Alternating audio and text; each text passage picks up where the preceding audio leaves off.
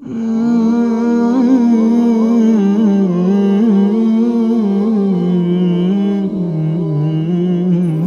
سب کو اس بات پر فوکس کرنا ہے کہ رمضان کے بعد ہماری روٹین کیا ہے.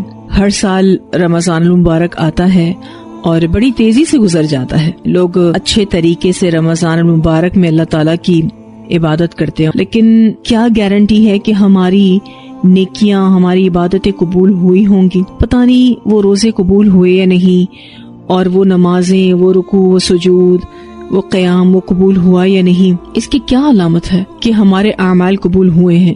شیخ الاسلام امام ابن تیمیہ رحمہ اللہ اس بارے میں فرماتے ہیں کہ اگر دیکھنا ہو کہ کسی کی رمضان المبارک کی عبادت قبول ہوئی ہے یا نہیں، تو اس کے رمضان کے بعد والے اعمال دیکھو. اگر رمضان کے بعد بھی نیک اعمال پر اس کی استقامت اسی طرح باقی ہے جیسے ماہ رمضان میں تھی، تو سمجھ لو کہ اللہ تعالیٰ نے اس کی رمضان میں کی جانے والی عبادتوں اور اطاعتوں کو قبول فرما لیا ہے، جس کی وجہ سے اسے ان اعمال کو تسلسل کے ساتھ باقی رکھنے کی توفیق عطا فرمائیں. بدنصیبی کی بات یہ ہے کہ بہت سے لوگ رمضان المبارک کے بعد اس بلیسڈ مہینے میں ملنے والے لیسن کو بھول جاتے ہیں. ویسے تو آپ دیکھیے کہ ہم سارا سال روزے نہیں رکھ سکتے، لیکن استقامت کو مینٹین کرنے کے لیے اللہ تعالیٰ نے ہمیں رمضان کے بعد شوال کے 6 روزے رکھنے کا کہا ہے، اور یہ بھی کہہ دیا کہ جو رمضان کے روزے رکھے اور شوال کے 6 روزے رکھے گویا وہ ایسا ہے جیسے اس نے پورے سال کے روزے رکھے. اسی طرح سے ہر قمری مہینے کی 13، 14، 15 تاریخ کو، یعنی جو ایام بیض ہوتے ہیں،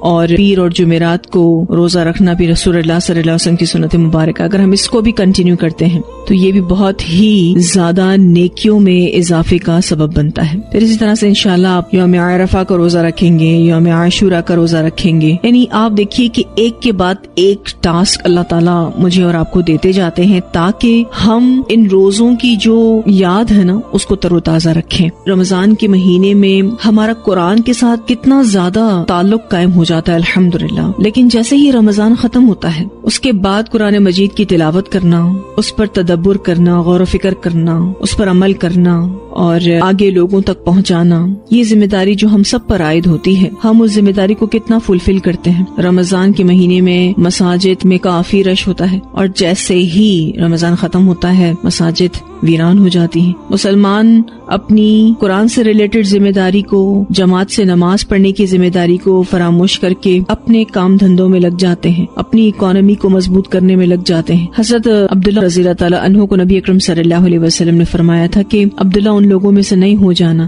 جو راتوں کا قیام کرتا تھا اور پھر اس نے اس کو کرنا چھوڑ دیا. اللہ نہ کرے کہ ایسا ہو. رمضان کے مہینے میں اللہ سبحانہ تعالیٰ نے ہمیں قیام اللیل جیسی خوبصورت عبادت کرنے کی توفیق دی. الحمدللہ کوشش کرنی چاہیے کہ آفٹر رمضان بھی یہ عبادت جاری و ساری رہے. تہجد اللہ سبحانہ تعالیٰ کی قربت کے حصول اور نیکیوں کے راستے پر چلنے کا ایک بہت بڑا ذریعہ ہے.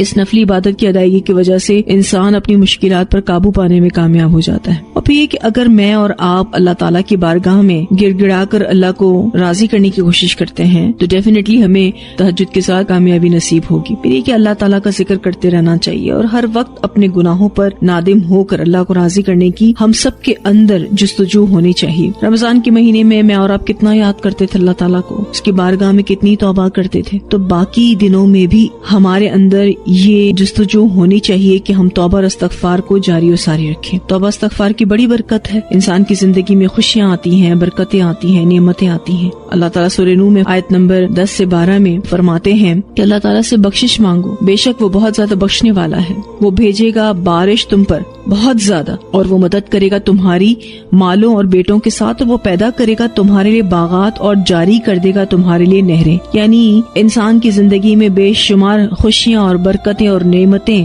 آنا شروع ہو جائیں گی. تو توبہ استغفار کو کنٹینیو رکھیے گا. آپ نے دیکھا ہوگا کہ رمضان کے مہینے میں لوگ بہت زیادہ انفاق کرتے ہیں. جب ہم مسلسل انفاق کرتے ہیں تو اللہ ہمارے غموں کو دور کر دیتا ہے، ہمارے خوف دور ہو جاتے ہیں. تو جو لوگ رمضان میں انفاق فی سبیل اللہ کا بہت زیادہ اہتمام کرتے ہیں انہیں چاہیے کہ یہ عمل رمضان کے بعد بھی جاری و ساری رہے. تو اس نیکیوں کے موسم بہار کے چلے جانے کے بعد اعمال صالحہ کے معاملات کو ہم سب نے کنٹینیو کرنا ہے، اور اس سے انشاءاللہ تعالی زندگی کے غم دور ہو جائیں گے اور دنیا اور آخرت کی کامیابیاں نصیب ہوں گی انشاءاللہ تعالی. ہم سب اپنے آپ کو بہت اچھے سے جانتے ہیں.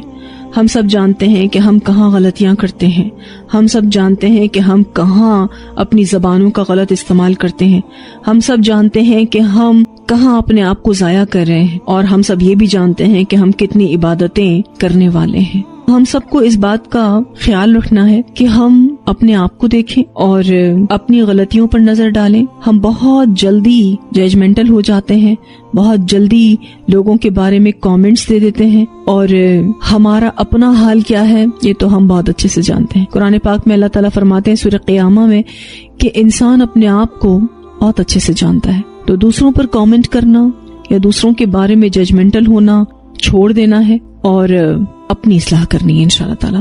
جب ہم سب اپنی اصلاح کریں گے انشاءاللہ تعالیٰ اور صرف اللہ کے لیے کرنے والے ہوں گے تو اللہ ضرور بضرور ہم سے راضی ہوگا۔